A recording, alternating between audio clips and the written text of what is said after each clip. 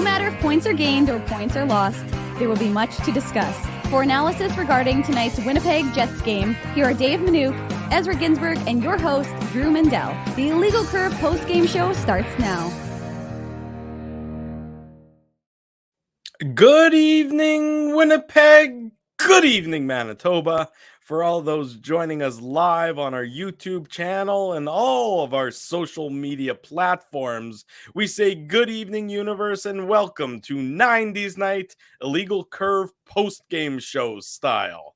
With Dave Manouk, with Ezra Ginsburg, I'm your host, Drew Mandel, and lead singer of the boy band that we're going to go out on tour shortly after this show ends.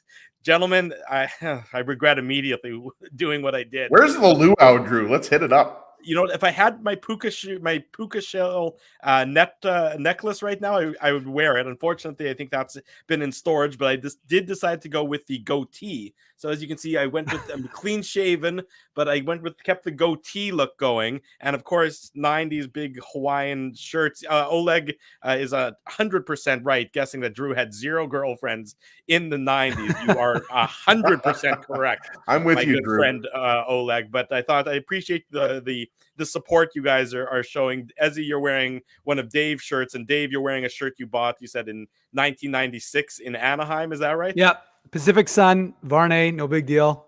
And it still fits, still works. So every once in a while I wear it. That's the craziest thing, Drew, is that Dave buys shirts. Dave's shirts from the 90s still fit him. Yeah. This shirt actually fits me, Dave, so I don't know how it fits me because I'm probably 50 or 60 pounds. If I recall correctly, that's my Billabong, I'm going back to the 90s, Hawaiian shirt.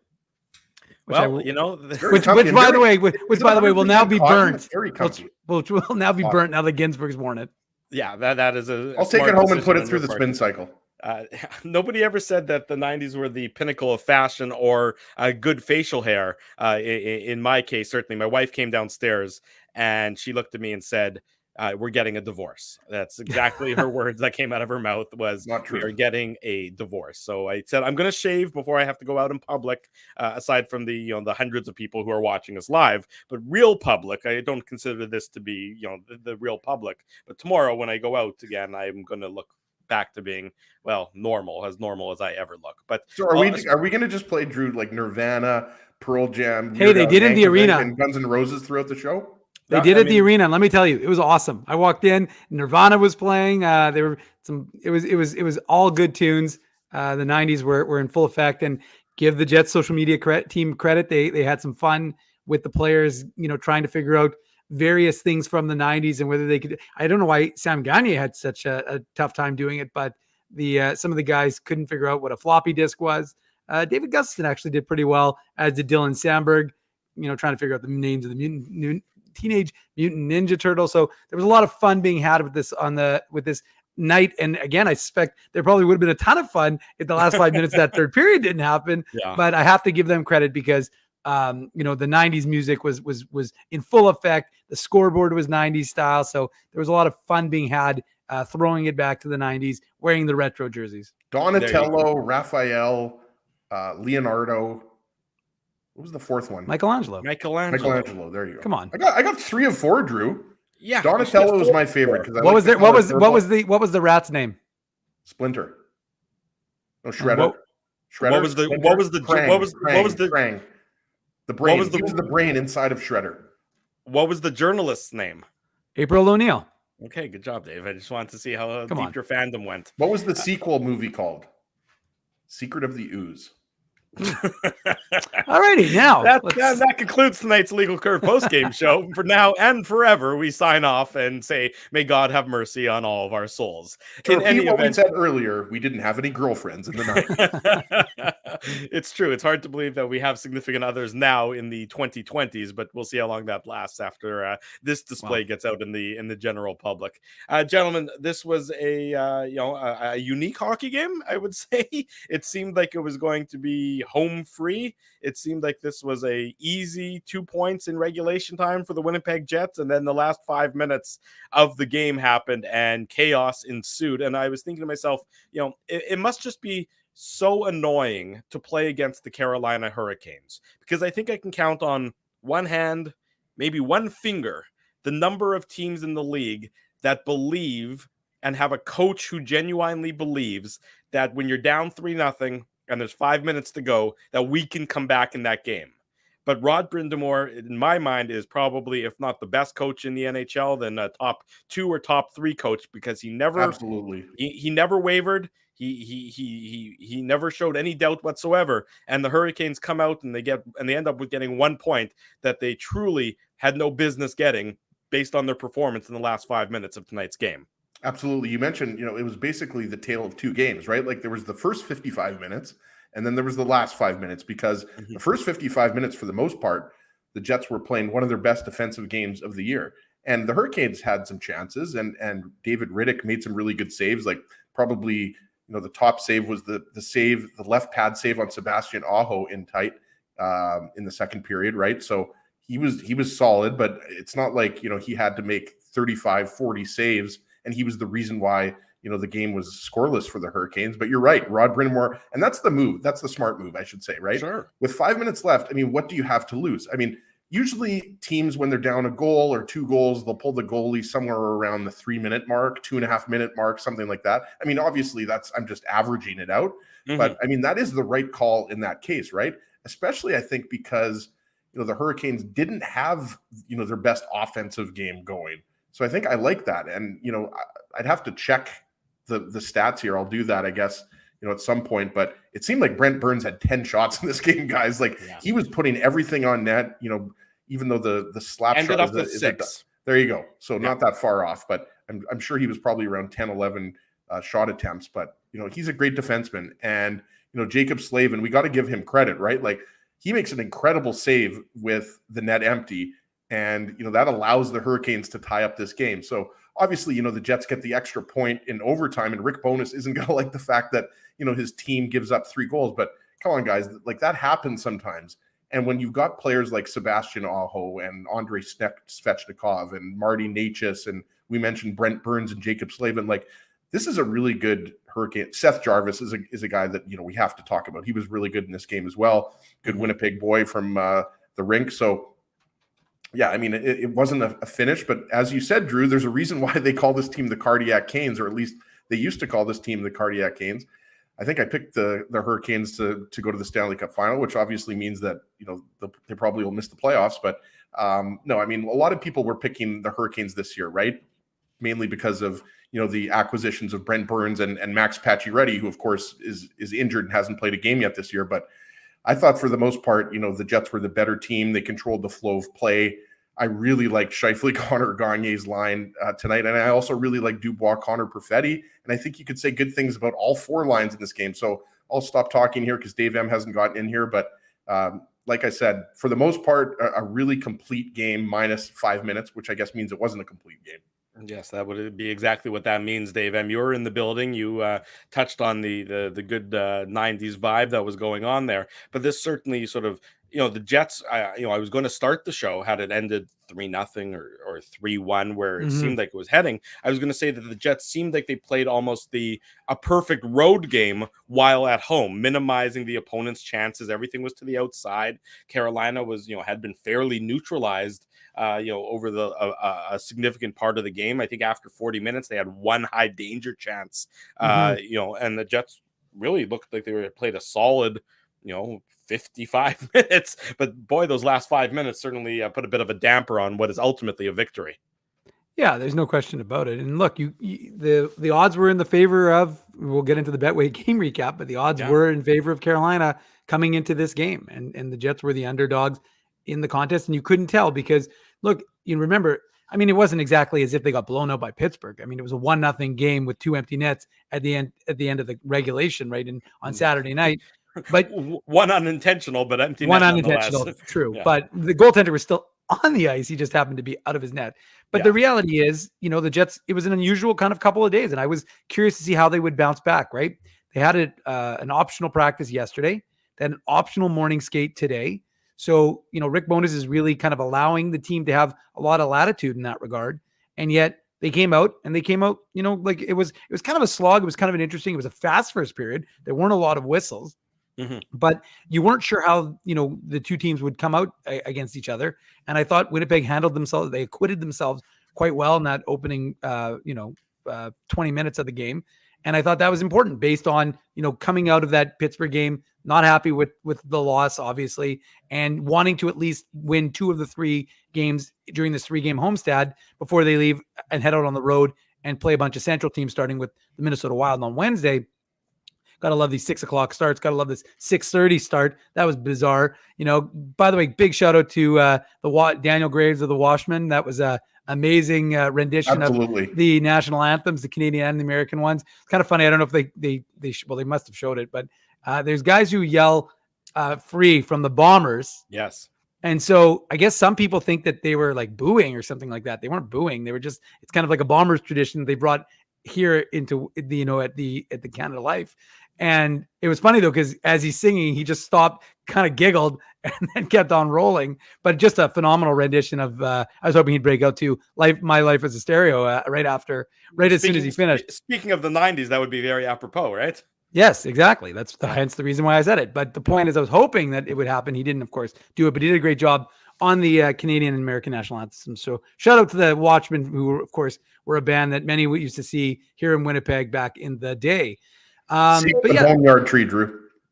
There you go. So the point is that the Jets needed to have a bounce back effort based on they wanted to be able to feel good about themselves before they went out on the road. And again, you've got all these tough Central Division matchups, and as he said, if you play a pretty good 50, or you just said, Drew, 55-minute game, and all of a sudden it kind of comes to a screeching halt, and it kind of had that feeling, right? We kind of talked about it, but the momentum started to shift a little bit, and as he touched on it a little bit, but you got to give Seth Jarvis a by the way, NBA ball hockey. I'm not saying that the Jets are underdogs. Yeah. I'm not the odds maker. I don't make the odds. It's our friends at Betway. The Jets and Hurricanes both had, if I'm not mistaken, had 10 wins coming into this game. Yeah, so, for sure. I honestly, I thought this was a pretty betting aside. Yeah, I was thinking like this was going to be a close game, and it was. Yeah, no, and again, I'm not saying that I picked them to be the underdogs. I'm just saying I was, of course, doing my pregame report. Are you Mr. Betway? Yeah, for the illegal. I can put that one on next for illegalcurve.com, and then I was looking at the odds as I usually do, and sure enough, they said that the Jets were the underdog. So that's the reason why I bring it up. As somebody who had we'll get into it, but as somebody who had the Jets on the money line, I can assure you they were the underdogs because I won my bet and it paid more than had I bet on the Canes on the money line. So there you go. They were the underdogs. Anyways, with that money that you won, you can get a new shirt, Drew. As you look at my facial hair, I got lots of problems I got to deal with before the shirt. The shirt's way down on the list. I can just be a fat guy who likes to party in this shirt. The facial hair is just a disaster. That was my Halloween costume for like 10 years, Drew. It's the way to go. Fat guy that likes to party. Sorry, Dave, we interrupted you with our usual inane. No, it's all good. It's all good. Nothing. I've just flown along with the the singing of the Watchmen, and again, like I said, I just want to shout out the hijinks that was going on throughout the course of like I said, there was a lot of fun, and it was good. It was created a good atmosphere, and it was kind of a continuation of what we've seen the last couple of days. It wasn't as good a crowd as they had the last couple of games.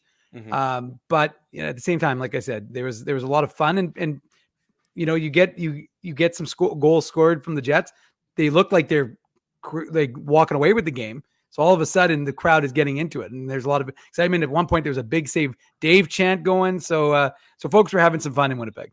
Yeah, they certainly were. Paul Stastny, his return to Winnipeg after so many years as a member of the Winnipeg Jets, and he got a nice doesn't have a goal yet this year, Drew. Well, he's by the way, sorry. If this is a tough duck comment, I'm not going to pick it, but I got to give it to Kenny's water bottle. He said, and for the people on the podcast, Drew is the kind of guy who would give you the shirt off his back, and we'd all have to decline it. Hey, and unfortunately, if you're listening to this podcast, your eyes, actually the benefit for you is that your eyes are not being blinded by Drew's shirt. So hopefully you go to illegalcurve.com and you'll see the picture, and you'll be able to see what Drew's wearing. Think of like a Tommy Bahama shirt that your Zeta would wear. That's what Drew's wearing. That's exactly. Look, my face, as far as I'm concerned right now, my facial hair is about 1,000 times worse than this shirt. I would but Drew, it's all together. Well, it's all together. I actually don't mind the facial hair. I kind of like it. Ezzy, this is an awful. First of all, goatees are not something people should be sporting right now. You kind of look like Newman from was he? Didn't he have a beard in Jurassic Park? He may have. I don't really remember Jurassic Park that much. Shout out to Was Jeff it Peter Goldblum. Newman? Oh, what was his name? Look, Peter? Is it Peter? What's Newman's real name? Wayne Peter Knight. Newman? His name. I think he changed his name legally Wayne to Knight. Newman, Dave. I don't. Oh, think Wayne it's Knight. real. Good call. Yeah, Ozzy. Wayne Knight. There you go. But Come he on, may guys. very well have. But whatever it is, this facial hair is. I would wear this shirt out of the house gladly. I won't wear this facial hair out of the house after this post game show. I don't know if you should leave the house, continues period, on. Drew.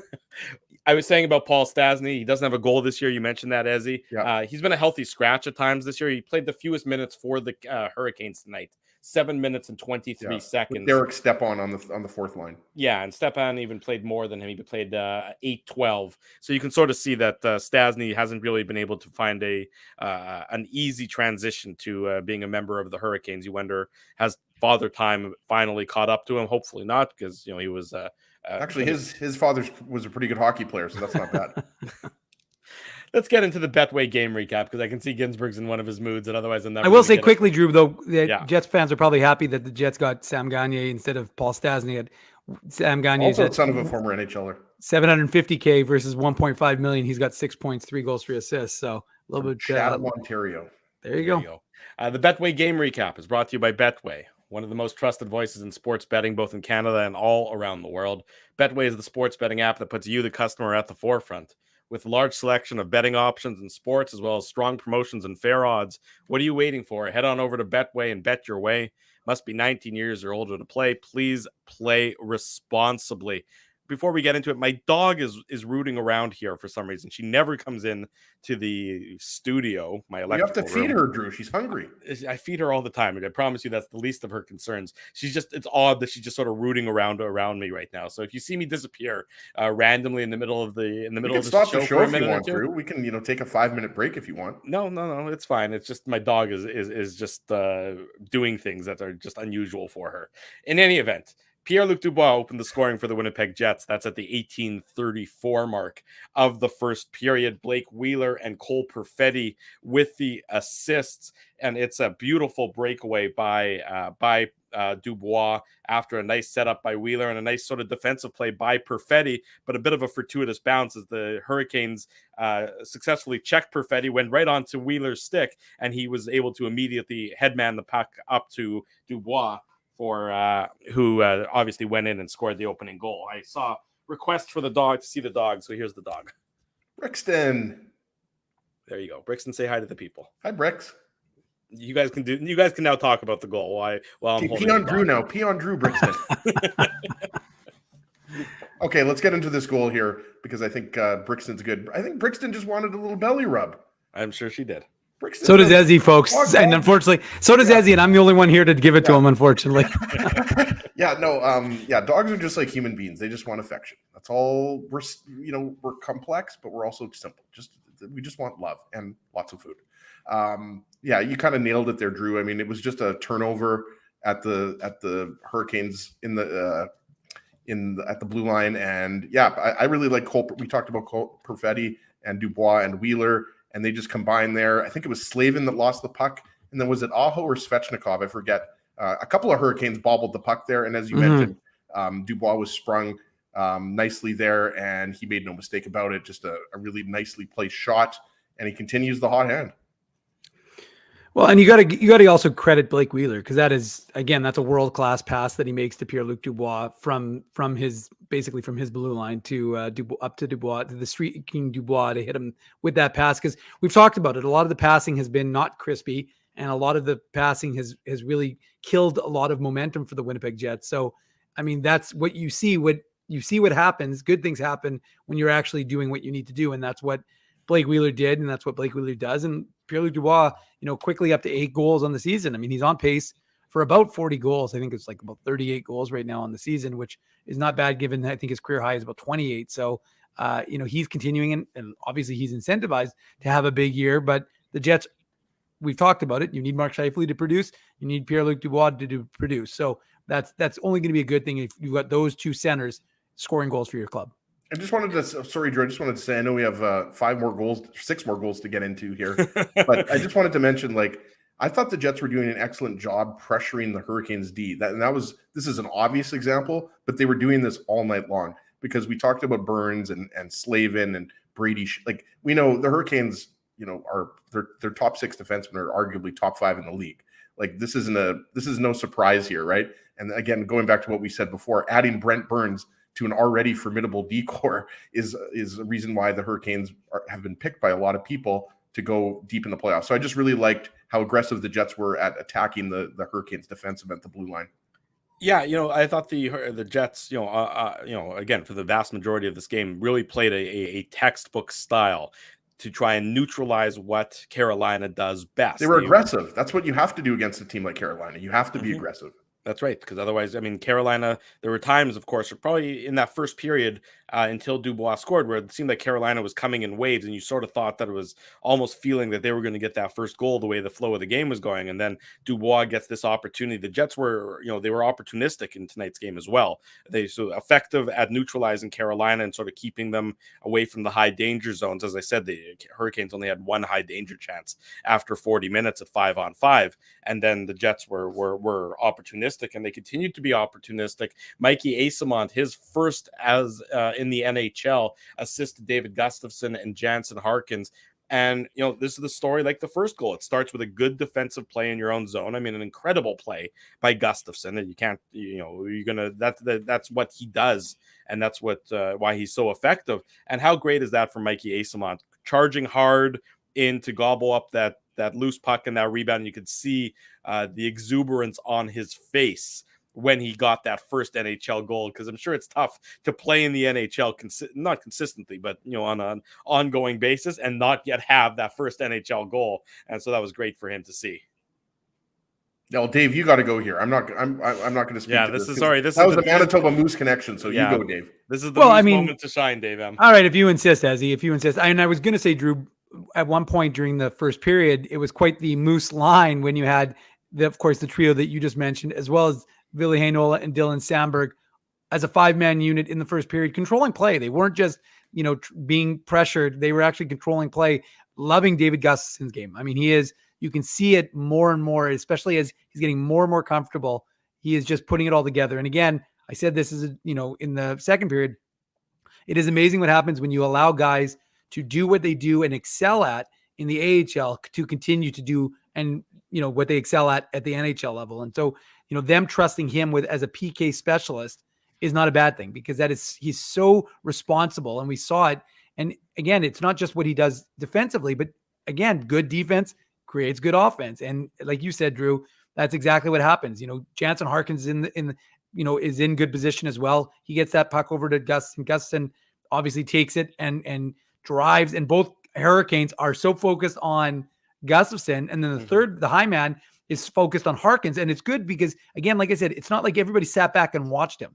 The whole line as a whole crashed. And again, they don't have a ton of familiarity, because of course, when Eyssimont joined the Moose/Jets in 2021, Harkins was with the Jets. And so Eyssimont and Gustafsson, of course, have a lot of familiarity, including playing together last year at the end of the season with the Manitoba Moose in the playoffs. They were on the line together. So that duo has a lot of familiarity. And of course, Harkins and Gustafsson would have some familiarity as well, but a little bit less, obviously, of late. But it's what you want to see, because it's the energy. And they didn't play a ton, of course. Like Mikey Eyssimont, I think he was around 5.5 minutes, maybe 6 minutes towards the end of the game. But he wasn't playing a ton. But, that's what this line does. They're an energy line. And I thought Harkins actually had a really good cycle in the first period where he, kept the puck going in the Carolina zone. And then I thought Gustafsson did some nice things. And again, Mikey Eyssimont, he's opportunistic, he's tenacious, and he's a puck hound. And that's what he does. And he's got a nose for the net. Look, he was the Moose leading scorer, not by mistake last year, although Jeff Malott was actually for most of the season. And then Mikey Eyssimont caught him in the last game of the year. But the point is, the guy knows how to score. And so, Drew, you mentioned this on the show, I think, talking about the Seattle game, I think, where you talked about he's kind of like a Brandon Tanev light. Doesn't necessarily have the same goal scoring ability as Brandon Tanev, but that's something Tanev developed in the NHL, right? You need those games, you need that experience, and you need that confidence. And I think that's what getting his first goal, as he is going to do for Mikey Eyssimont, is give him that confidence to say, you know what, I can play in this. I don't care if it wasn't like a highlight reel goal. The reality is you were in the right place at the right time and you scored a goal, and now you've got your first NHL goal. Yeah, actually, sorry, as I was going to say that, is actually, if you look at the replay, it doesn't look like it should be a difficult goal, but the puck is sort of inside of him, and he has to sort of awkwardly muscle it up. It's not like he's in a prime shooting spot. There's an open net, but there's more skill behind that goal than looks on first glance because of the way he had to sort of adjust his hands and adjust his body to get enough of the puck to get it into that empty net. So it's going to read that it seems like a pretty simple, a pretty simple, pretty straightforward empty net. But if you look at it, it's in tight more and takes a pretty good degree of skill to get it in there. As That's a good point by you, because it wasn't like your typical kind of rebound on the ice and the net's empty and you just tap it in, or it was a skilled play. And as Dave mentioned, like players like Mikey Eyssimont, Jansen Harkins now back with the Jets, but these are guys that play first line, second line, the AHL, and then they come up to the NHL and are on their fourth line. So it's a good point by Dave. Like Eyssimont isn't just a defensive forward checker. Like this is a guy who has a scoring touch. And it's because of injuries that he's in the lineup right now, right? Namely to Nick Ehlers, Mason Appleton, Morgan Barron, right? But he's taking the advantage, and as Dave said, he's providing spark and he's doing the right things when he's on the ice. They trust him, and it's just great. Gustafson's also looking for his first goal, but I think that's the next best thing for Mikey Eyssimont to get his first NHL goal. Yeah, exactly right. First goal of the season. Gustafson has scored in the NHL. Right. What I meant was first of the season. Right, I understood that. I thought Gustafson played a great game tonight. I think he's been getting better game after game after game, and I think you're going to see his defensive responsibilities increase. I mean, we know how good he is defensively. His defensive play basically led to this goal, or is a direct result of this goal. But I think you're going to see him more deployed in more difficult situations against. He's 22 years old. Just remind yourselves, Jets fans, he's 22 years old. Just wait till he's 24 or 25. Yeah, exactly. I think. Well, and just as a quick aside, Drew, I was just to kind of back up your point. I remember talking about that when he was in Sweden. When he was in Sweden, and I did a chit chat with him, and he was. Dave speaks Swedish, Drew. I don't know if a lot of people knew that, but he does speak Swedish. I actually heard that Dave was the inspiration for the Swedish chef from the Muppets. Regardless of that, he was playing with Tingsryd in Sweden. I chatted with him, and that's one of the things that you don't expect and you don't think about with David Gustafsson is that he has a bit of offensive game that, again, like any of these guys, it takes the opportunity to play in the NHL, but it also takes the confidence to know, like, okay, you've kind of established yourself. Now you can be a little bit more of, you can develop a little bit more, a little differently, because again, we see Gustafsson and we think, okay, defensively responsible, defensive specialist, PK specialist, but he does have a little bit of offense. And so I think it's one of those things that, remember, I've been calling him Andrew Kopp light for many, many years. And I do think that, again, like Andrew Kopp, remember, he wasn't lighting up the NHL with goals when he first came into the NHL. It took some time to get acclimatized to playing in the NHL. And what else did it take? It took opportunity for him to get up to a second line role or a first line role. So for me, David Gustafsson has more offense than he gets credit for. And I think it's something that you'll see as he just pointed out, 22 years old. So as he gets a little bit more age on him and a little bit more experience, I think the offense is going to come with David Gustafsson. And if you think about it from a Jets perspective, if you've got a guy who's already extremely defensively responsible and can add offense to his game, I mean, what a benefit that is for this Jets club. You're absolutely right. A benefit indeed. Jets made it 3-0. Josh Morrissey, his second of the season, first of the game, foreshadowing, assist to Blake Wheeler and Pierre-Luc Dubois. And Josh Moore, I don't think anybody had Josh Morrissey leading the Jets in points at this point in the season, but he's been unbelievable. He's been unbelievably offensively for the Jets, and this is another just solid play. Starts in the defensive zone by Pierre-Luc Dubois, and then Blake Wheeler and Josh Morrissey make some good magic here. And Morrissey, looks off Wheeler on the pass, and it wasn't the best shot. I thought the five hole was pretty wide open on this one by Kachechkov, and I'm not. I'm probably mispronouncing his name, and I don't know much about him, but wasn't. He's only played, I think, 4 NHL games. Yeah. He's only 23. He's obviously now their backup goalie because Freddie Anderson, of course, is out. Right, exactly right. He sort of reminded me. He can handle the puck, though. I'll say that much. He's good at handling the puck. He sort of reminded me like Artur Zerbe. Seemed like he's a smaller goalie, playing for Carolina. I thought that's he wore a Jofa helmet, though. Well, I know he's not. He wasn't exactly Artur Zerbe, but a smaller great cage. One of the great all-time helmets, Artur Zerbe. No, very unique and very memorable. Well, that's apropos, the case. Reverse retro 90s night, Drew, bringing up Artur Zerbe from the 90s. Thank you. I'm just going to say it right here. I mean, going back to the 1290 days, you guys know how much I like Josh Morrissey, and Dave, and I think Drew are with me, and a lot of Jets fans are. He's playing like an early season Norris candidate. That's how good he is playing right now. And you mentioned Pierre-Luc Dubois, and I believe, if I'm not mistaken, it was Jesper Fast, 71 along the boards. So Dubois deserves a ton of credit because Jordan Staal drove the net, and he didn't get a shot off, but he centered a pass, and it went to the corner or near the corner. And Dubois out-muscles Jesper Fast, who's not the biggest player. Dubois, as we know, is a big boy. So he starts that play, and obviously, Wheeler makes a nice little drop pass right at the blue line, and Morrissey, that's probably, a save that you'd like to have. Yeah. That was just it didn't seem like Morrissey got all that shot. No, and Kvechkov, I'm probably saying his name wrong, but that's one out of the 3 goals that he let in during regulation. That's probably one that he'd like to have back, but you got to give the Jets credit there for turning the puck over, transitioning quickly, and then just kind of simple play, get it back to Morrissey with the shot. And it looked like that was going to be the insurance goal, and that was going to be it. But obviously, it was not it. It was not it. It was not the insurance goal. I mean, this came out of nowhere. It was 3-0 for the Jets. Everything seemed to be hunky-dory. I mean, Carolina decides to pull the goalie. And Dave, I believe you were tweeting and you sort of put a question mark next to the decision at first, if I saw it correctly, on the tweet box about no. Okay. No. I mean, no, just in the sense that it was an aggressive play, but we're not surprised. Ezzy and I were chatting about it. It wasn't. Rod Brind'Amour is an unconventional coach, and what do you have to lose, Dave? Right? You're down. That's what I mean. Like, why not? Answer me. Why not? Why not do it at that point? No, I couldn't, because again, there's no disadvantage, right? I mean, so you're down, so you lose 4-0 instead of 3-0. Right. But if you get a goal there, now suddenly you're in the game. Now you're cooking with gas, as my Baba used to say. Well, what surprised me is after they made it 3-1, and it was Slavin, his first of the year, assist to Svechnikov and Aho, that made it 3-1. Sort of a lot of traffic in front. Exactly what you sort of want when you're trying to get a goal, or trying to get back into the game.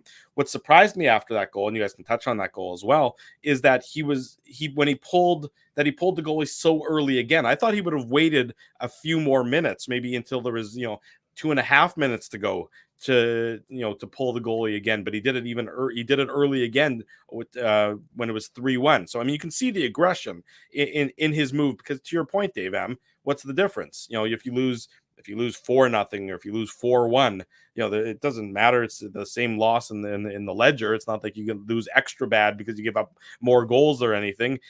You have to appreciate the aggressive play by Brind'Amour paying off first, as on Slavin's goal here. Well, and just one more thing about pulling your goalie down 3 goals with 5 minutes left. Mm-hmm. I mean, the idea though there is you want to give it's numbers, it's time, really. It's a matter of time. If you really want to get back into the game, I mean, with 3 minutes left is too late, right? So I just think that was it was aggressive, as Dave said, but obviously it paid off.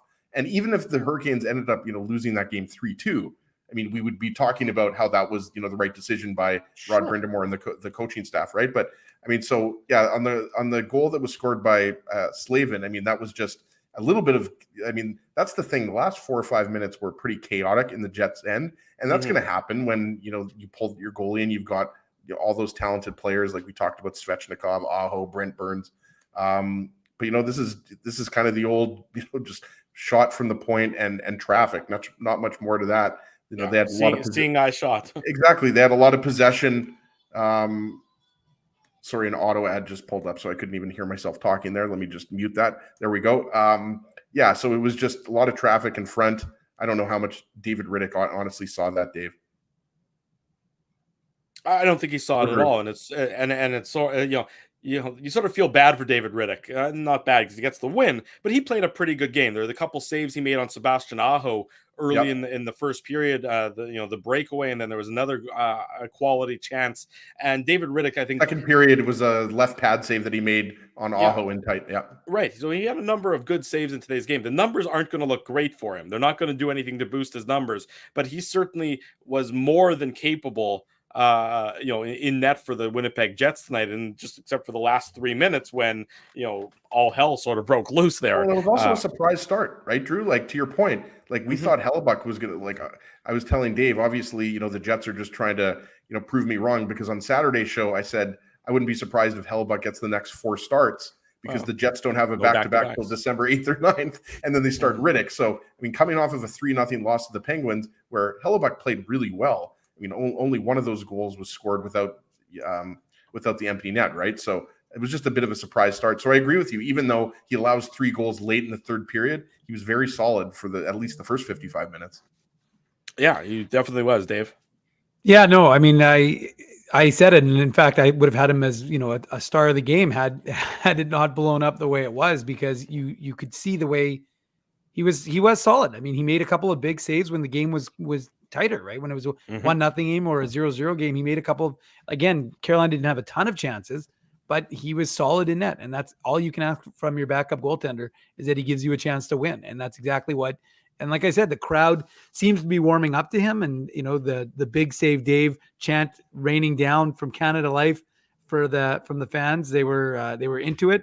It didn't last very long, but I mean, the reality was it was still there. And I mean, look, a 6-on-5 opportunity is chaotic. And by the way, the one other thing we didn't mention, but we should have probably, on the Josh Morrissey goal, the 3-2 goal, was the fact that the Jets net was off its moorings. Right. And they just didn't stop, because like so many times, like I watched play sometimes, and you're like, well, and if you remember, it burnt the Jets once when they were kind of stopped looking around, waiting for a whistle, and the other team scores. So in this instance, it was almost like Carolina kind of froze up on that Josh Morrissey play, because, well, he didn't create the play, but in the sense that they saw the net off the moorings, but the Jets kept playing. And what ends up happening is they end up taking it the other way. And obviously Morrissey gets that goal. So always play to the whistle. That's what happened in the first period. I agree with you. You always play to the whistle. But remember when Scheifele was tripped and they didn't call it? And then the Hurricanes went back the other way? It's like the Jets stopped playing there. Remember? Because they all basically thought, because it was a penalty, so it should have been called. But it was kind of same kind of thing. You never stop. I mean, you learn that in minor hockey at a very young age. That's what. Yeah, but it was just, again, like Spencer's saying, number one rule, play to the whistle. And that's exactly what the Jets did. And it was to their benefit, because they ended up scoring that goal. And look, I'm not blaming David Rittich, just for the record, for those goals. I mean, that was absolute chaos in front of the net. And I do want to give a credit, and we're not trying to be biased and, be made in Manitoba here right now, but I got to give Seth Jarvis a lot of freaking credit, because he's not big. What is Seth Jarvis? 5'10", is he? Like maybe 6 feet. I don't think he is. 5'11", 6 feet. He's in that range. But the point is, the kid is a hard game. He's right in front of the net. He's getting killed. He's up against like Brendan Dillon, who's a monster compared to Seth Jarvis, and he's just no fear. He's just standing in front of the net, and he only got the credit for the 1 assist on the third Carolina goal, but he was absolutely. I thought the first goal actually went in off of him. And the point is, he's Hockey a little pest. Says 5'10", by the way, Dave. Yeah. Okay. So there you go. So he's 5'10", but again, he plays a big game, and I like the way he brought it for Carolina. And again, they didn't have a tremendous game, and you got to credit the Jets for being able to limit what Carolina was able to do for most of the game, for 55 minutes, of course. But I did want to say that I did like the game that Seth Jarvis played. Well, and obviously the Hurricanes eventually tie it up. Svechnikov at the 16:52 mark, and Necas at the 19:21 mark, and you sort of get the feeling that it's lucky for the Jets that there were only 40 seconds left in the game after that Necas goal, because if there'd been any much longer left in the game, you sort of were waiting for the Hurricanes to win it in regulation somehow. But the Jets managed to get it into overtime, which you sort of once you get it into that overtime, you can sort of. Jets don't lose in overtime, unless Eichel's there. Well, I know you can still lose in overtime, but it feels as though the world's crashing down on you. And that end of the whistle that ended the third period, I think maybe gave the Jets the opportunity to sort of take a deep breath. But if I was Rick Bowness, if I was coaching, I would have liked to have seen a timeout there at some point in time. Yeah. Maybe after the 3-2 goal. Yeah, I agree. Not the first one. Yeah, no, I agree with you 100%. The first one would have been maybe too much of a sign of, I'm going to tighten the guys up. But that second one would have been him. I would have liked to see a timeout, just say, okay, it's fine. Just, slow things down a little bit almost. Yeah, I tweeted something to that same effect. I thought that's where you would think that he would have used his timeout in that instance. But, I mean, again, he's the NHL coach, and we're just a couple of Guys Nine, talking about and it. a few 90s, Couple of 90s rocking boys. out, Yeah. rocking out here on the Illegal Curve post game show. The game goes into overtime, and then Josh Morrissey gets his third of the year, his second of the game. His second sort of breakaway goal of the game, which is not something you'd expect. Great pass, by the way. Great pass by Dubois, but you can see. That when Dubois gets possession, or you can see Morrissey starts sprinting out of the zone, that he sees that Dubois is going to get the puck, and he sort of sees that the Hurricanes have a bit of a lull and a little bit of, just a small, tiniest little bit of an opportunity, and Dubois hit him tape to tape, and a great goal by Morrissey. Before as he jumps in on the Morrissey goal, just apparently the consensus, Kenny's water ball at all, and Bass Split is saying that that Bonus was obviously asked about not using a timeout, and he said he didn't want to give the Canes top guys an opportunity to rest, which obviously, I can understand that as well. Okay, hold on. Can we just talk about how that commenter's name is Boss, obviously Banana Split, with a picture of a banana split?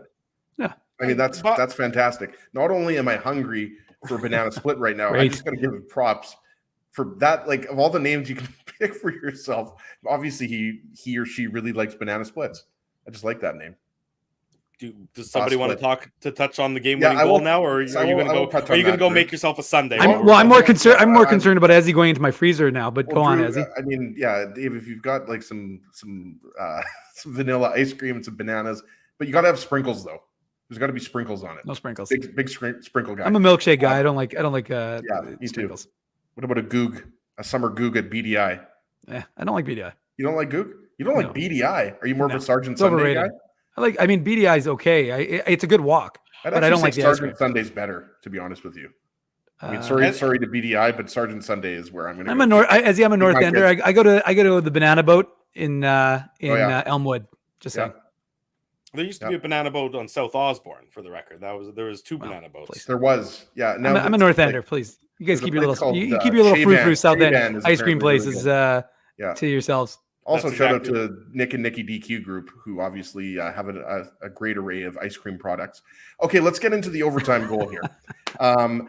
First off, I mean, Jacob Slavin, I think, is arguably, but not by many, a top 20 defenseman in the NHL. He didn't have his best night. Saw somebody in the chat mentioned Cole Perfetti made a great inside-out move on him right in front of the net. He didn't end up scoring, but Jacob Slavin was the defenseman. I was actually surprised because he's one of the better defensive defensemen in the league, but not sure what he's doing here because, Drew, you mentioned, Josh Morrissey sees an opportunity here and he just takes off. And Jacob Slavin is kind of just, I think I know he was going off, but, Morrissey's all alone. And like Svechnikov isn't in a position to get back into the play either. He starts tapping his stick to distract Morrissey. Obviously, it's not going to work with a pro like Morrissey, but just a little bit surprised there how they let Morrissey sneak in. And it was the end of a shift, but give Morrissey credit. He's a smart player, as we know, and that was a smart move. Dubois identified it, got him the puck. JMO made no mistake about it, won the game. It's not a... Look, the ramifications of the collapse are a lot greater if the Jets lose this game in overtime. There's a lot more questions about maybe any damage to the psyche of that collapse. I think the Jets, by virtue of getting the win ultimately, not exactly as simply as you expected it to be and as simply as you wanted it, are still able to say, okay, this has been a successful homestand.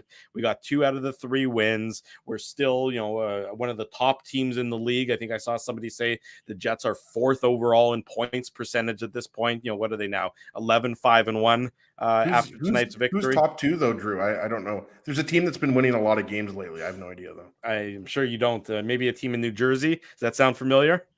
Yeah, maybe. Okay, well, the Devils can't lose is basically what it boils down to. Somehow the Devils are 16. Parker Lewis can't lose, and neither can the Devils. Aren't the Bruins 17-2? They've got the Winnipeg Ice record. Yeah, and their goal differential is like plus 150. Yeah, the Bruins are Bergeron, baby. Bruins are 17-2, and the Devils are 16-3, and Vegas is 14-4-1. So there's some pretty. Well, the Devils and Bruins have to play each other, aren't they coming? Isn't there a game coming up? What you're saying, Drew, is there's some pretty bad teams at the bottom of the league. There's some pretty bad teams at the bottom of the league, but the Winnipeg Jets, to my, to what I was saying, are 4th overall in points percentage, 11-5-1. So look, you don't love how this game ended, but I think that it can be used as a teaching opportunity, and there's still a lot of teaching that needs to happen with this team, especially given the injury situation, especially given the fair bit of young players or maybe inexperienced players that are still towards the bottom of this lineup, and of course Cole Perfetti. Rick Bowness, I think, is going to use this as an opportunity to just ensure that the Jets, not that the Jets, it was so weird because it's not like the Jets collapsed or played poorly in the last 5 minutes. I thought it's just that Carolina played very well and they got some good some fortuitous bounces and some good traffic in front of Dave Riddick. But it's not like the Jets, I thought, were they took advantage horrendous. of the extra attacker, like Dave said. When you have the extra attacker out there and you're a very skilled team like the Hurricanes, I mean, they executed. That's what happened. The Jets didn't collapse. I agree with you. And like those, like you said, like we talked about, the Jacob Slavin goal, the Svechnikov goal, which is a tip from the point shot. I believe it was Bernsey that shot it, right? So, I mean, who thought that was going to happen? I mean, come on. The Jets were up 3-0 with 5 minutes left. So, I mean, you thought maybe the Hurricanes would get one goal with the goaltender pulled, but I don't think, you can to say that it was a collapse or anything like that is overstating it. The Jets, for the most part, played a pretty solid hockey game. I thought they played, for the most part, a pretty solid hockey. I think that comeback says more about the Hurricanes than it does the Jets. Mm-hmm. I would agree with that. Yep. Yeah, I think that's what it is. I mean, the Jets don't like it. The Jets, will learn from it. There's certainly some things they can do to tighten up a little bit, but I think it says way more about the never say die attitude of the Hurricanes than it does say anything about the Winnipeg Jets, or the Jets are frauds or something like that. That would be my insight into how the Jets have beat the Hurricanes this year. The Jets have beat the Rangers this year. The Jets have beat the Avalanche this year. They beat good teams. So you can't just say the Jets are taking advantage of the Chicagos and the Montreals and the Anaheims, who they've also beat, but you should beat teams that are below you in the standings. So just give the Jets credit. Don't hate. That's what I'm saying. Don't hate the player. Don't be a hater. Hate the game.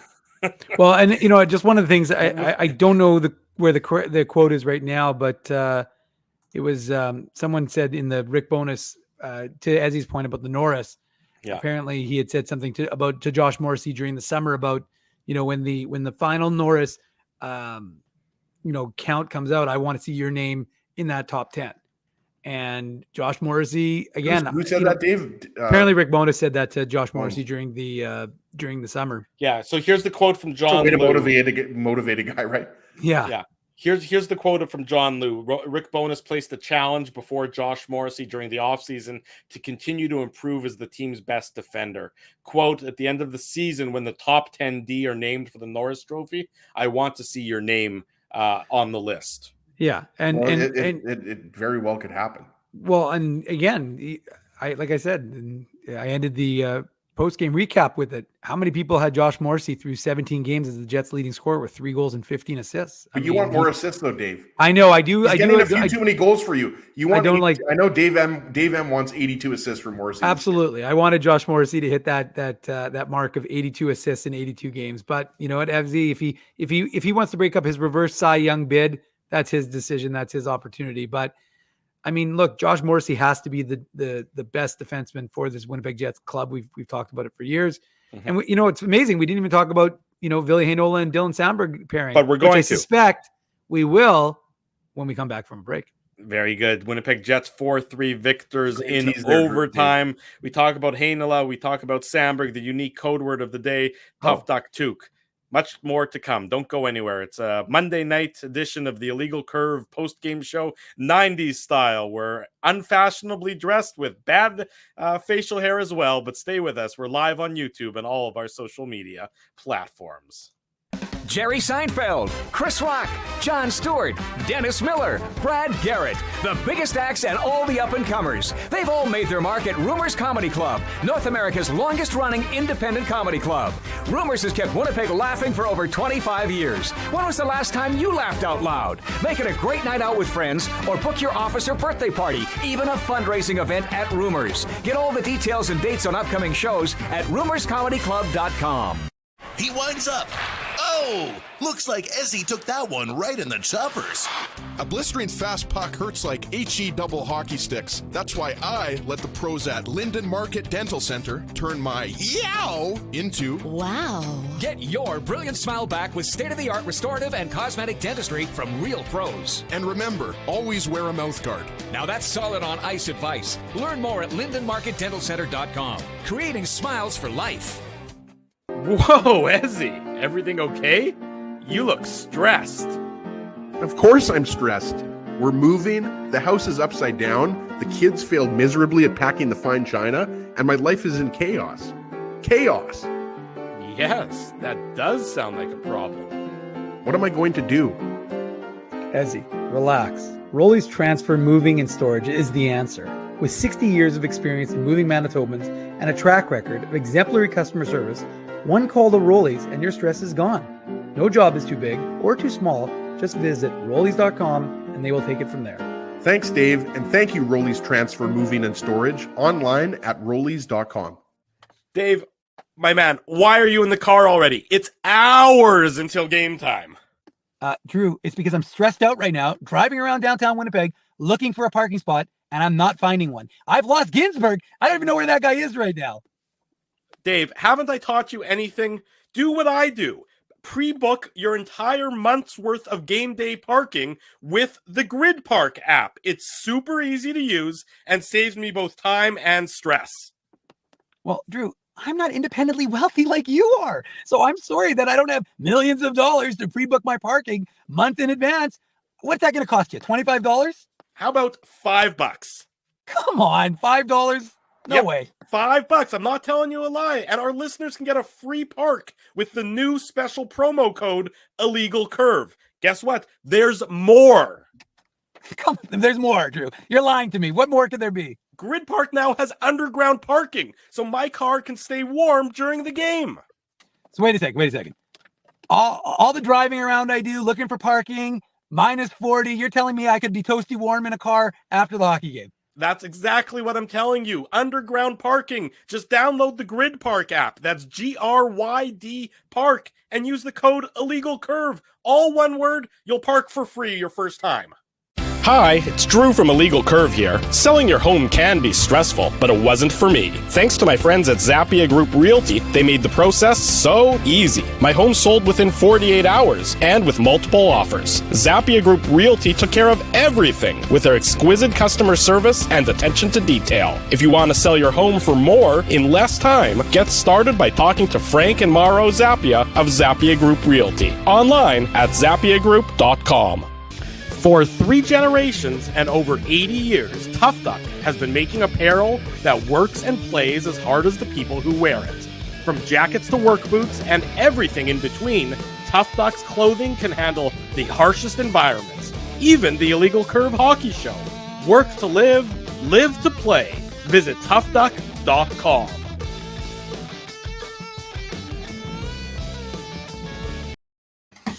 Shortly after 10 in the evening, welcome back to the Illegal Curve post-game show. Drew Mandel, Dave Minuk, Ezra Ginsburg with you on this fine Monday. Guys, I just watched a really good episode of Mad About You, and then I listened to my Soundgarden CD on my Sony Discman.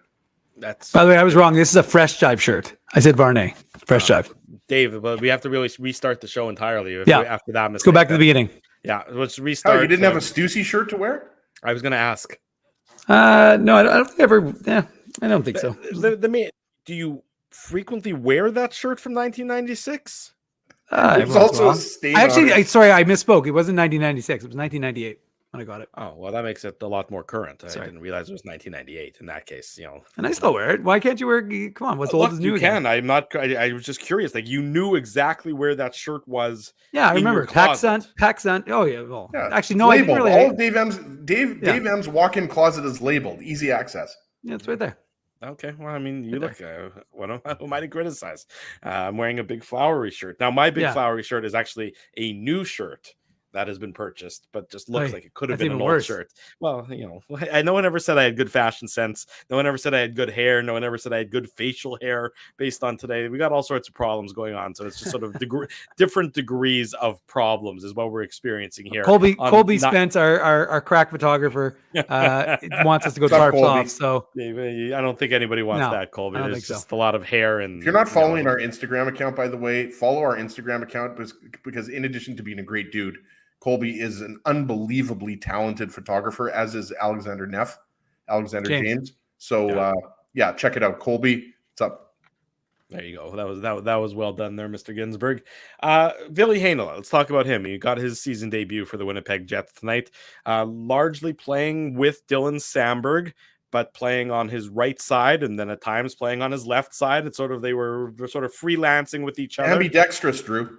Yes, both something I cannot spell and am not. But Dave, your thoughts on Ville Heinola's game? Dextrous, I believe. Probably right. I really wasn't listening to you. Dave M. Talk as he's quiet. Good. as an aside, the movie Spelling Bee with Jason Bateman, very funny. Folks should watch that. So going back to I want to say the 2020-21 season, Heinola and Samberg were paired together probably about 7 games to start. That was the COVID shortened season where they started in February, and Ville Heinola and Dylan Samberg played together as a pair 7 times. And then they played together throughout the course of the season, but that's where they started the game, one of them on the right and one of them on the left. And so they have familiarity with each other, and that's not a bad thing, but I liked it. I liked what they're both confident with the puck, and they both felt it. I think the game allowed for them to play a more comfortable game for both of them because of the fact that the Jets weren't down. I think if the Jets were down, A, they probably see less of the ice, and B, and they took turns. They were sometimes they were mixed and matched with Brendan Dillon and Nate Schmidt, but I think that there was a comfort that you saw from them. And look, good for Ville Heinola, right? He's coming off his best game of the season with the Moose, but that's already last Sunday. And not I'm talking about like Sunday 2 days ago. I'm talking about from Sunday or yesterday. I'm talking about 8 like days 8, ago. 6. Yeah, exactly. 8 days ago. So he's coming off a really good game, but he's got some rust. He's been practicing, but again, we haven't seen the Jets been doing like these big full practices. Does he have Brian Rust or? No Brian Rust. The Jets saw enough of Brian Rust, all right, has he? So the point is that you wanted to see how he was going to respond to getting back into action. And yeah, I thought the two of them looked comfortable. And that's one thing that I remember when they did switch both of them onto the right side periodically throughout the course of the year with the Manitoba Moose. Sometimes it didn't always go so well, and sometimes they didn't look the most comfortable because, as Nate Schmidt said, and I remember talking to Nate Schmidt a couple summers ago about this, and I remember him telling me what it was like when he was in Washington. And he went in there and they said, well, you're going to play on the right side, even though he's a left shot. And he goes, well, I'm going to do whatever I can to play in the NHL. I don't really care. I'll adapt my game. And I think you're not going to demand a trade like Jacob Trouba. No. You're gonna learn that. That's Captain Trouba, Drew. Yes. Yeah. You're not going to usurp some of the guys who were in Washington and take their spot. So Nate Schmidt adapted, and I think that's one of the things he's taught. Guys, not necessarily, taught them, instructed them, but I think he's counseled them. I think he really has been a good sounding board to Ville Heinola to let him say, listen, kid, you're going to get your chance. You're going to get your opportunity. The team is going to need you. And when you get that chance, you're going to have to be adaptable and you're going to have to learn to play the game. But, at the same time, you have confidence. What you got here, what got you to the NHL is your strength. So you're going to have to play with that, while at the same time adapting to the game. And I think Heinola can do that. I think Heinola needs kind of a run of games, and we don't know based on Dylan DeMello, because remember, Dylan DeMello in theory was going to be ready for tonight's game, right? Originally, we thought Dylan DeMello was going to play. That's what the coaching staff said. Now, Rick Bowness today amended that to, well, he's still dealing with his upper body injury. However, he's going to come on the road trip, and they think he might be able to play. We don't know. Logan Stanley, again, curious case of him. Think about him. He was on the first of he got injured October 30th, supposed to be 2 weeks or 3 weeks now. So don't know about Logan Stanley, but yeah, I liked what Heinola and Samberg brought. I thought that there's it was a good game for the two of them to play paired up together. Yeah. And again, he doesn't get a goal or doesn't pick up an assist, and he doesn't get out there on special teams or anything like that. But you could see that, as you mentioned, Dave, he was playing comfortable. He was moving the puck a little bit. Only played 11 minutes, 11 and a half minutes, whatever it was. But you're right. Him and Sandberg, because they've played a little bit together in the AHL, they were comfortable out there. And sometimes that's what you want to see, right? Like, that, Rick Bowness, Scott Arniel, the coaching staff, that they're going to be watching him a little bit closer than some of the other players. Like, the younger players, like same thing goes for Cole Perfetti. Same thing goes for David Gustafson. They're under the spotlight a little bit more, right? You don't have to worry about their plays. I'm not saying they're worried. Maybe that's a bad word, but you guys know what I mean. For Heinola's first game of the season here. So yeah, if Dylan DeMello is healthy for the next game, where are we going here next? Minnesota, right, on Wednesday. So yeah. Well, we're not going, but what I meant was the Jets. The post-game show rolls along with Minnesota on the road. So if he does end up playing, that'll be good for him. But it's good that he got into his first game and he played really well. The last thing you want to see is, a Heinola mistake leading to a Carolina Hurricanes goal or something like that, right? Because that's kind of what's happened in the past. Heinola's looked good and he's played well. He makes one mistake, Dave, and then all of a sudden, everyone talks about that one mistake for 2 weeks as if, that's something you should hold against him. So I thought Heinola was absolutely fine tonight. Yeah, different coaching staff, I would say, but I thought he was fine tonight as well, and that's sort of what you want in your first game. People are, why isn't he on the power play? He wasn't going to play on the power play in his first game at the this year at the NHL. Morrissey and Pionk have that locked down.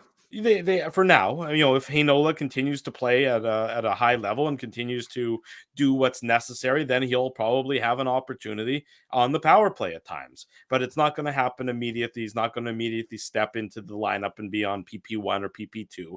Could he be effective in that role? Yes. Is there an argument to be made for that he should be in that role? Baby steps, sure, but it's not really how the NHL works. You just don't jump into that first pairing or second pairing power play in your first game at the NHL in a season. It's just like we didn't let you host a Legal Curve until you were a co-host for 5 or 6 years. Thank you. Right? Exactly right. The same exact analogy.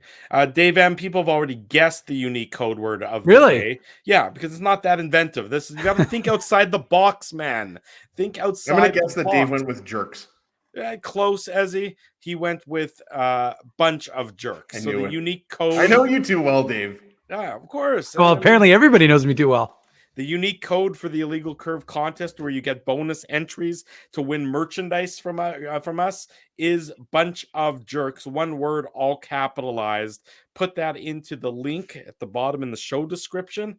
You can see it there. You can find it on our website as well. Put that bunch of jerks, one word in there. You get bonus entries into the Illegal Curve merchandise contest. I would have gone with Rod the Bod, by the way. That would have been better than bunch of jerks, Ezzy. I agree with you. Maybe we should. You guys are both a bunch of jerks right now. Well, we no question about that. That's as I was going to say, we're talking about the Hurricanes in this case, not the rest of us on Illegal Curve.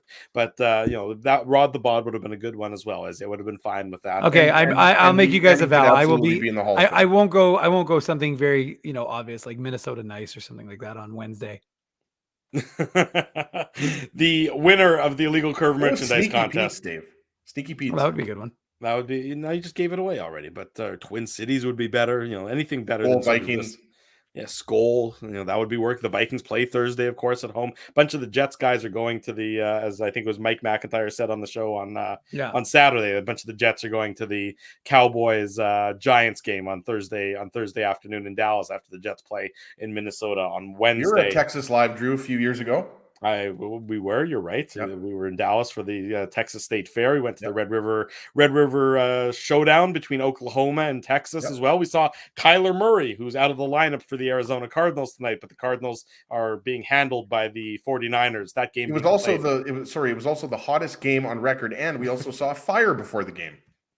Remember that? No, you're conflating. You're talking about you. No, that was Nashville, Ezzy. That was Nashville, Ezzy. Oh, yeah, right. Okay. Yeah, that's actually Ezzy. For the record, that was the last time. There were so many beers involved that I don't even really remember what state I was in. Ezzy, Tennessee. Clearly. You were Ezzy. You were. Let's put it this way. That was the last time they used fireworks in the stadium because it literally lit the stadium on fire. It lit the field on fire. That was You're right. That was Nashville. Yeah, that was we were there for a Titans Colts game and for our dear friend Richard's bachelor party, and then all of a sudden, as the game is about to start and the Titans come out on the field and they're shooting off the pyro, and then they're like, the field is on fire. There will be a delay for tonight's game as we put out the field as it's currently aflame. That's the memories. Good times. Hook 'em, Merchandise Drew, hook 'em. contest winner, Dave M. Timothy Morton, I believe, of Winnipeg. So Is he related to congratulations. Timothy Horton? I do not know. Or I Morton guess Steakhouse. I can find that out. I can find that out. So we will congratulate Timothy Morton on winning the Illegal Curve merchandise contest because not Illegal Curve merchandise, but the Illegal Curve contest. Yes. So I see merchandise contest winner. Have we had a female winner yet? By the way, of the merchandise contest? I don't know. I'm not sure. Okay. I don't. It's a I'd have to look at the random winner. contest, so I'd have to look at the hopefully- winners list, but I don't know if we have. We back in the day, a lot of Tracy can attest. We've definitely had some female winners, but Just an observation. I just think, we're in, what is it? Unfortunately, Ezzy, it's random. 17 games so far. Yeah. random draw. It's random draw. I don't control over it. You want to talk to the machines, as not me. I think we're going to have a woman next game. That's my prediction. Even though it's random, that's going to be my prediction. Okay, we'll see if it comes true. Well, But of course, now if it comes true, people are going to accuse me of some funny business. But anyways, that's a horse of another color. And the reason why I'm basically saying that, Dave, is because I'm hoping that it's Naomi, so she's less mad that we're doing all these post-game shows. makes sense. Anyways, the That's point good. is, congratulations to Timothy Morton for entering, and for all of you, remember, just get your entries. I've always got the links in the pregame report, postgame, morning papers. You can always find it on illegalcurve.com. Gleam.io is the website for Illegal Curve. That's where we host our contests. And again, enter and you can win authentic Jets hats, shirts, and of course, jerseys. We've got the Heritage Classic. We got the road away, and we've got the home white. Sorry, the road dark the home dark, the road white. So we've got it all. If you want to win it, the fanny packs to give away, Dave. I could have. I walked as I was walking to the press box today. There was a big box of them. I was going to start grabbing them. The 90s fanny pack. Although, who wears a fanny pack? Drew does. The truth, I don't know.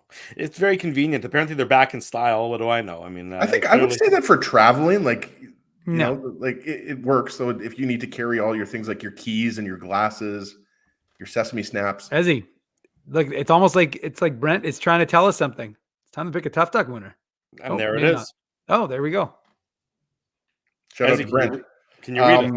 Del. There we go. CMAC, loyal IC viewer and listener. Lots of good comments in the chat. So we thank everybody for all those good comments. I just absolutely love this one. JMO with 18 points in 17 games and leading the team in scoring. Who saw that coming? I agree with you, CMAC. Good for him. Hope his dad is smiling down on him, enjoying what his boy is doing. That's really why I picked that. I think everybody knows, how sad the story was with Josh Morrissey's dad. So, I saw that comment and I had to pick that one. He has been unbelievable. Overtime winner tonight. He's been phenomenal all season long. We talked about it earlier. I think there's no doubt in most people's mind that, he's playing like a top 10 defenseman in the league, maybe even top 5 defenseman in the league. So CMAC, send me an email, ezra@illegalcurve.com, or slide into my DMs, ICSEG, and Tough Duck will ship out a toque to you directly. Did you just spell Ezra? Yeah. Well, some people call in Ezzy's defense, though, some people call him Enzy. So some people. I get Urza. Urza is probably the most common thing. A lot of people spell my last name with an E, Ginsburg with an E, which I get it. That I get, but Ezra, I don't know. I just he gets Enzy. A lot of people call him Enzy, but people walk up to me and will say to him, "How's it Enzy?" And I don't really correct them, but I'm like, Izzy every once in a while too, which I think it's funny because that's usually when your first name's Israel, and it's also with an I, whereas my name starts with an E. But whatever. Yeah, but your name is Ezra. As long as you don't call me a jerk, I don't care. Well, the bunch of jerks, of course, the unique code word for the Illegal Curve merchandise contest after tonight's Winnipeg Jets 4-3 victory over the Carolina Hurricanes. Sorry, brain went dead there for a second. Next in action, there's going to be a game every 2 days, basically for the next 3 months. So There's going to be some nights when we're like, okay, who did they just play? Next in action on Wednesday, another early start with it the day before Thanksgiving in Minnesota to face the Wild. We'll be back here with the Illegal Curve post-game show right around 8:30, 8:45 or so on Wednesday night. So be sure to join us back here for that game. Want to say a big thank you to all the sponsors of Illegal Curve who make the post-game show, the Saturday show, and the website a possibility. Rumors Restaurant and Comedy Club, Linden Market Dental Center, Zappia Group Realty, Betway, Tough Duck, Boston Pizza, Seagram's, Rolly's Transfer and Grid Park, and The Keg. Support these fine businesses because of their continued support of Illegal Curve Hockey. Thank you, Frosty. I didn't forget to thank the sponsors. I know you're always looking out for my best interest. If you haven't already done so, smash the like button, subscribe to the YouTube channel, subscribe to the podcast, leave us feedback on the YouTube channel, leave us feedback on the podcast, leave us feedback wherever we may be. You can always send us your comments on Twitter as well. Remember, and comment on the video. Yeah, comment on the If you have, video if, after remember, it's done. if something didn't get answered, Sorry. what? Put that he's comment giggling back. about Sorry, about the comment. the Well, comment Poustain, back. look, Poustain wanted to be on the screen. That might get a tough duck too, right there. Poustain wanted to be on screen, and so I I love how he just wrote, "I want to be on the screen before we." it's kind of Ezzy. It's kind of like it's kind of okay. Poustain. I'll put it back up. It's kind of like back in the day, you know. It's like I feel like we know who that is, by the way. Like that's for sure, like somebody we know as. Poustain. I don't know. It's kind of like. Do you remember there used to be? I always thought it was you, to be honest, Ezzy.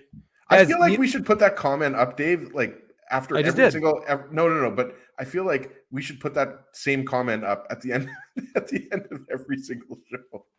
Sorry. Well, look, I'm losing Poustain's my very mind, excited. They boys. just wrote yes, but I mean this is hey, I aim to please. Kind of like there was a sign over the urinal. I remember. I aim to please. You aim to please. So My son I aim Ruben to would please love that for comment, for- by the for way. Poustain. I'm going to put that. I'm going to fast forward to the end of the show and show that to Ruben. He'll love it. He will certainly enjoy that. If he's Anyways, anything the like point his I was like his making- father, he will enjoy that. The point I would see. The problem is that I put the comment up. I knew Drew gets mad by it, but I know that Ezzy is going to be distracted by it and interrupt whatever I'm saying. So I should have known that was going to happen. Dave, you can't put up a comment by Poustain and not think that I'm going to laugh at that. Spencer agrees with you. You guys are on the same level, he says. And Spencer, I'm going to email Spencer you. and I are going to like party one night. Well, I just get that Spencer, feeling. let's be realistic. Spencer is Spencer's energy here. Spencer and you are like spirit animals. There's no doubt about it. You guys are. There's some interconnection for sure. Yeah. No doubt you're about my it. spirit So- animal. Love it. Anyways, what I was going to say, what was I going to say? I don't even remember I actually. honestly don't know what you were going to Oh, say. I remember. think I was going to comment on the video. Very astute. Comment on the video. So if you have comments that don't get answered by the three of us or by your fellow chatters, and you want to have an answer, throw a comment on the chat on the video after the fact, and we will get to it. And by we, I mean I. There you go. Something to look forward to. Remember, tell your friends, tell your family. The best place to be after each and every Winnipeg Jets game, and again on Saturday mornings at 9 a.m., is here on the Illegal Curve YouTube channel. Big thanks to all of you for joining us for 90s night on the post-game show. I'm off to shave this hideous goatee and burn this shirt. We'll see you all on Wednesday night. Until then, for Dave Minuk, for Ezra Ginsburg, I'm your host, Drew Mandel. Thanks for watching the Illegal Curve post-game show.